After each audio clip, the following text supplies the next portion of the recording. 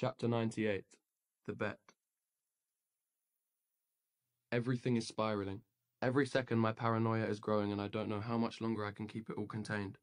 Preventing this mistake, no betrayal from spilling, pouring over into my life seems impossible. I think I've convinced Molly and Jace to keep their mouths shut and their egos far away from my relationship. I've just spent the last hour playing their games, lying, and strictly not going anywhere near the truth. I just don't get the obsession with her. She's not that pretty. I've said it a million times, but not only is she not that cute, she's also pretentious as hell. Molly won't shut up about Tessa. She hasn't stopped talking about her since she showed up tonight. And now here she sits, her feet dangling off the edge of the dock. Look at you using big words, Jay smiles at Molly. I wouldn't go that far, but she doesn't fit in around here, and that's pretty obvious. He looks at me, then away quickly. He throws something into the water. A bottle. It floats, and I immediately think about what Tessa would say about littering. Molly's phone keeps vibrating in her hand, and each time she reads whatever's on her screen, I get more and more impatient. Enough about her. I look over at Jace, who's wearing the vest of his work uniform. Are you working today? He shakes his head, then looks at Molly. Nah, I was going to pick up some hours this afternoon, but I'm going to clock out. You guys hungry? Molly jumps up from the wooden dock. Always. Let's go to Blind Bob's.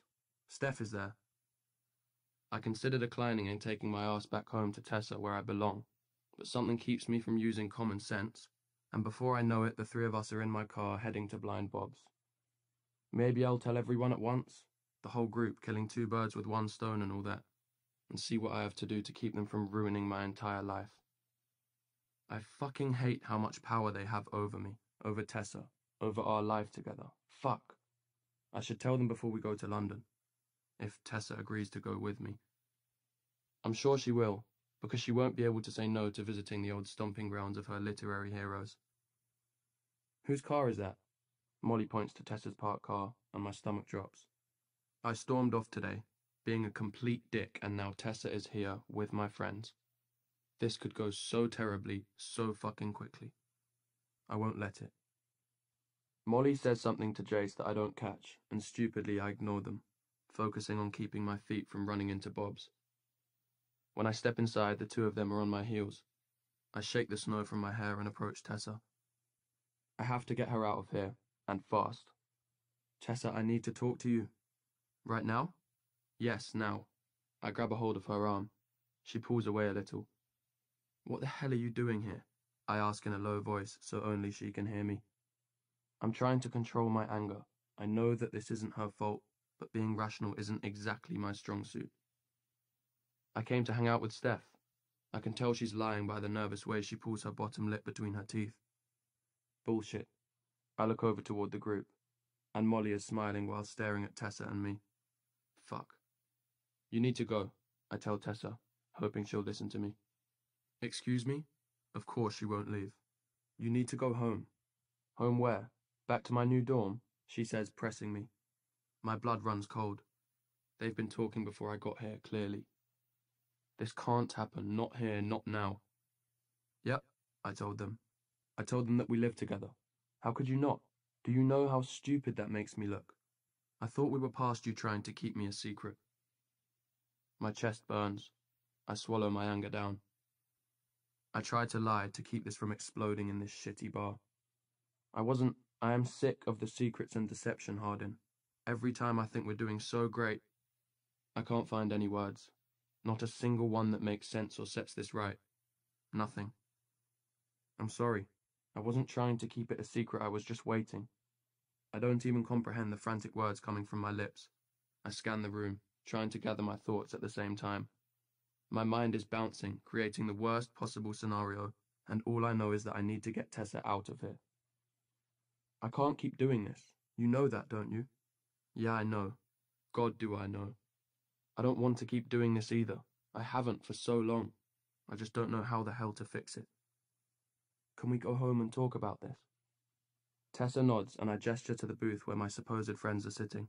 I walk toward them. We're going to go, I tell them. Jay smiles and lights me on fire. I know that look. So soon? He says, picking at the tearing scab I've been trying to keep from bleeding out.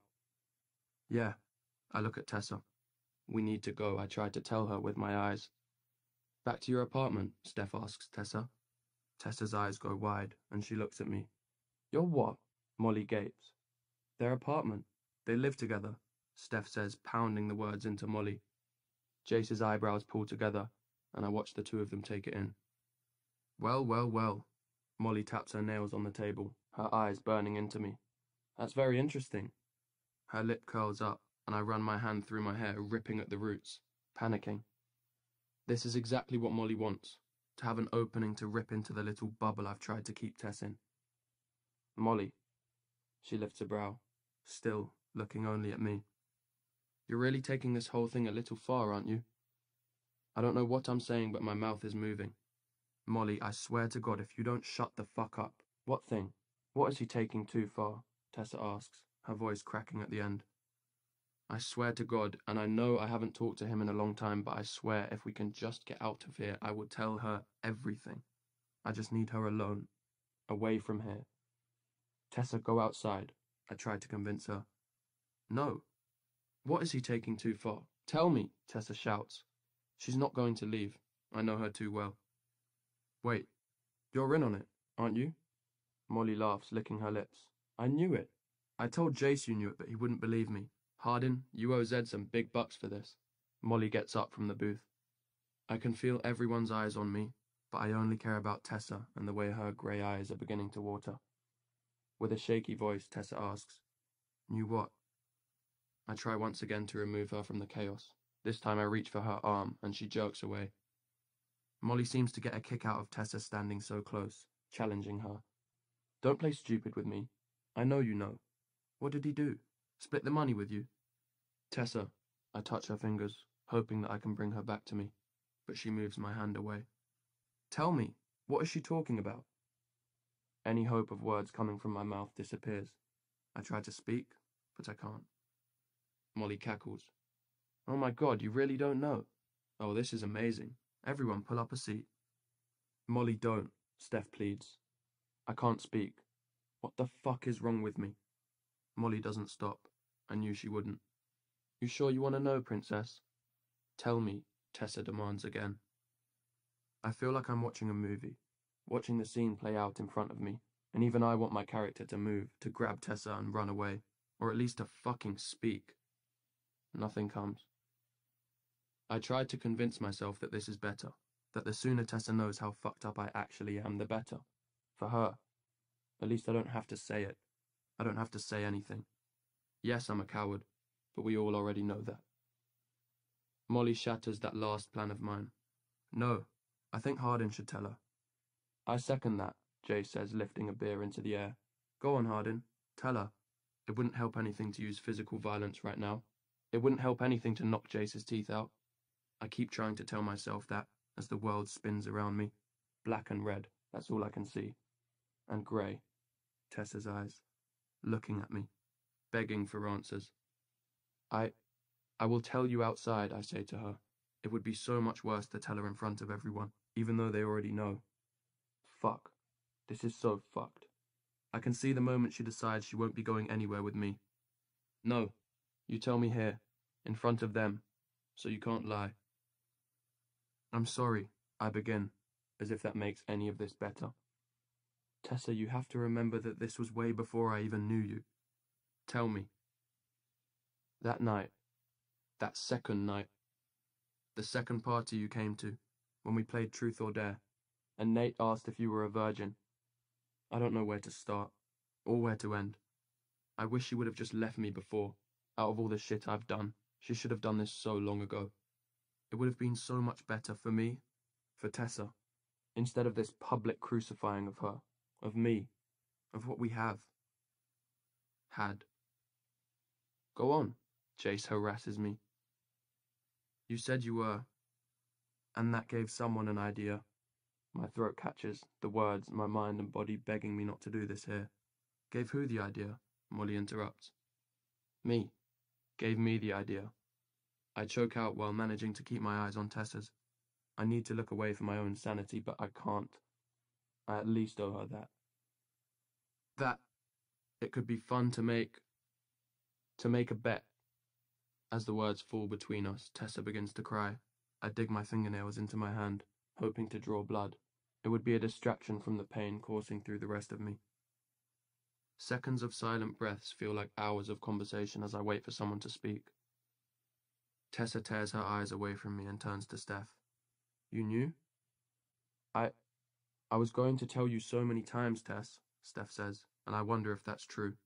It doesn't seem likely, but the tears are pretty convincing. I didn't believe it when he claimed he won, even with the condom, Jace chimes in, continuing to pour gasoline all over this fire. Molly laughs. Right, me either. The sheets, though. I mean, how can you deny blood on the sheets? The kind of man, no boy, who would bring bloody sheets to his friends. I'm exactly like my father. Worse, even. Tessa, I am so sorry. I move toward her. I don't know how she can even look at me.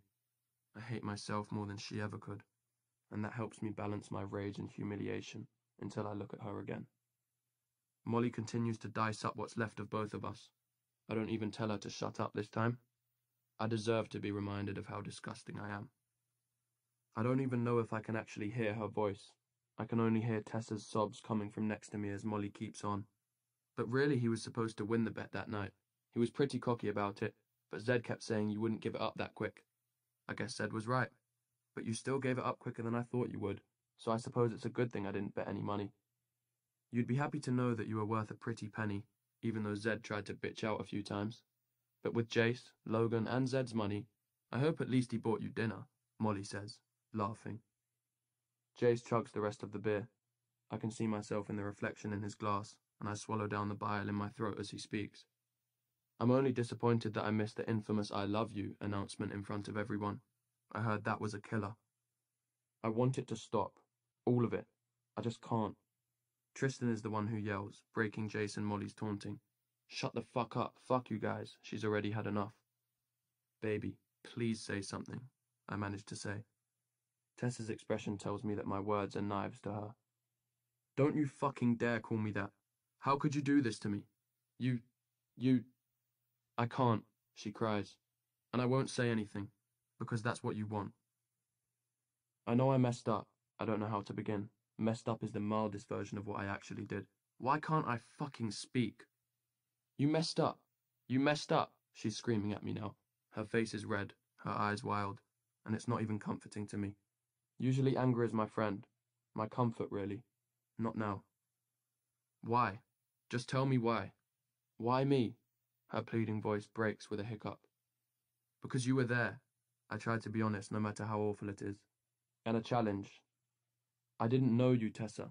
I didn't know that I would fall in love with you. She reacts like I've smacked her across the face. I wish she would smack me. Punch me. Anything. You're sick. You're fucking sick, she yells, looking at me and my friends like we're all the same. Maybe we actually are. I'm more like them than I am like her. I had almost let her convince me otherwise. When I touch her again, she finally gives me what I want and slaps me across the face. I welcome the pain. You ruined everything. You took something from me that wasn't yours, Hardin, that was meant for someone who loved me truly. It was his, whoever he is, and you took that. For money? I ruined my relationship with my mother for you. I gave up everything. I had someone who loved me, someone who wouldn't hurt me the way you did. You are disgusting. Her words are so much fucking worse than her hand across my cheek. My fingers itch to make a fist, to connect with the hardest metal or wood near me. I try to focus on her again. I'm speaking before I even realize it. A desperate man. I do love you, Tessa. I love you more than anything. I was going to tell you. I tried to get them not to tell you. I never wanted you to find out. That's why I was out all night, getting them to agree not to say anything. I was going to tell you soon, now that we live together, because then it wouldn't matter. Are you... Oh my God, Hardin. What the hell is wrong with you? You think going around convincing people to not tell me is okay? The fact that I wouldn't know would make it all okay? You thought that if we lived together, I would let this go? That's why you were so determined for my name to be on the lease. Oh my God, you are sick. Her eyes spark, and she looks up, then back at me. That's why you went and got my stuff for me, from my room, because you were afraid Steph would tell me. Not exactly, Tessa. I just wanted to keep you hidden. I keep the words to myself. What did you do with the money, Hardin? I shouldn't tell her. Tell me. She doesn't give me a choice. Your car, the paint, and the deposit for the apartment? I thought if I was going to tell you so many times. Once I knew it wasn't just a bet anymore. I love you. I loved you the entire time, I swear it. You kept the condom to show them, Hardin. You showed them the sheets. The bloody fucking sheets. She pulls at her hair. Oh my God, I'm such an idiot. While I was reliving every detail of the best night of my life, you were showing your friends the sheets. I know. I don't have any excuse. But you have to forgive me. We can figure this out. I try. I know she's beyond that, but I'm still delusional and everything is happening too fast. Forgive you, she laughs. The laugh isn't real, but that makes it worse. You've ruined my entire life. You know that, don't you? Oh, of course you do. That was your plan the entire time. Remember? You promised you would ruin me, so congratulations, Hardin. You have. What should I give you? Money? Or should I find another virgin for you? Fuck. My eyes burn. My body is determined to fold in on itself. Tessa, please. You know I love you. I know you do. Let's go home. Please, and I'll tell you everything. Home? That isn't my home. It never has been. We both know that. What can I do? I'll do anything.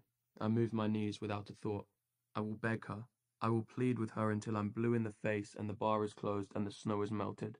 I'll stay here, on my knees, long after winter leaves if I have to. You? Nothing. There is nothing you can do for me anymore, Hardin. Does she mean it? Will she always feel that way? The door opens behind her, and Zed walks in just as she tries to escape the bar. Everything after he touches his hands to her shoulders is a blur. No matter how much sense I try to make out of what's happening, I can't seem to. I try to get up, to stop her, but she disappears with him, and there's absolutely nothing I can do. Steph tries to talk to me. Hardin, I'm sorry that happened. Get up, man, Jace says. I can barely hear any of them. All I can hear is the wind chipping outside, taking the only good thing in my life far, far away from me.